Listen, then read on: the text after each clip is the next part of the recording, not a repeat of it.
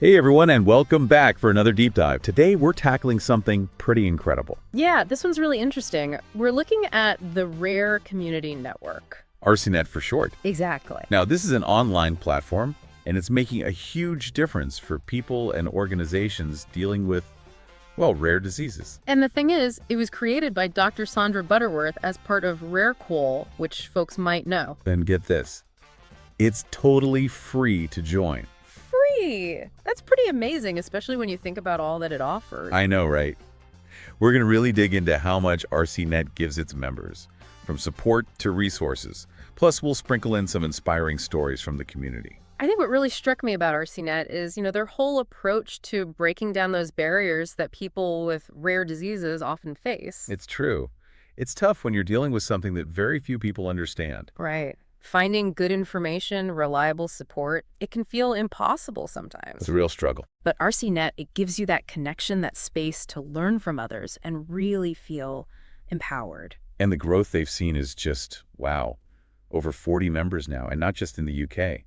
They're reaching globally. That's a lot of diverse perspectives, shared knowledge, and chances to collaborate. Definitely.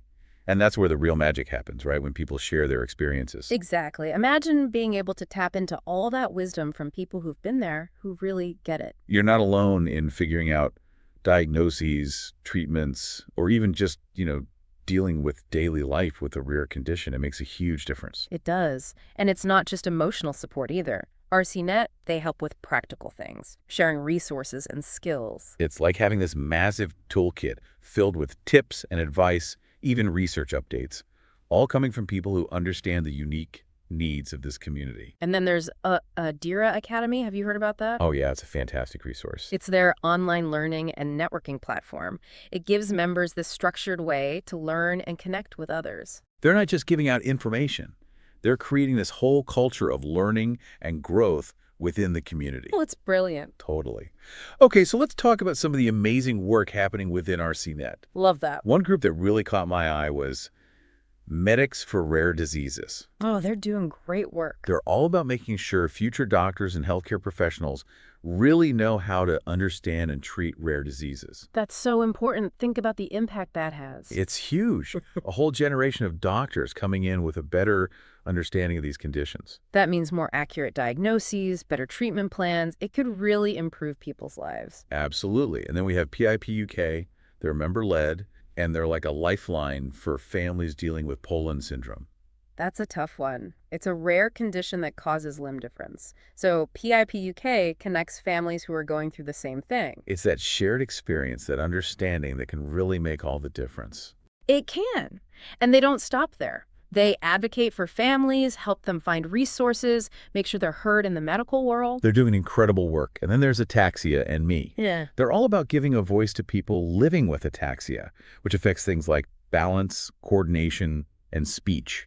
They're pushing for more research, better treatments, and just more awareness overall because it's a condition that often gets misunderstood. It's a big job. It is.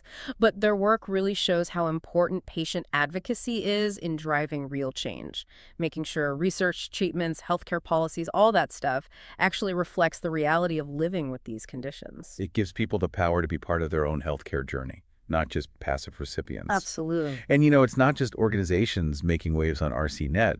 Individuals like Elizabeth Davenport are sharing their skills and giving back. What's she doing? Well, she recently launched Temple Hypnotherapy, a clinical hypnotherapy service, and it's all about supporting others within the network. That's fantastic. I know, right? Yeah. It just shows that RCNet creates this incredibly supportive environment. People find the help they need, and then they find ways to give back and help others too. It's amazing. It's a true community, and it's all happening on a free platform. RCNet is a perfect example of how something free can make such a huge difference for people dealing with rare diseases. It really is. If you want to learn more, head over to the RareQoL website and check out their podcast review section. You'll find a lot more info about RCNet and all the fantastic work they do.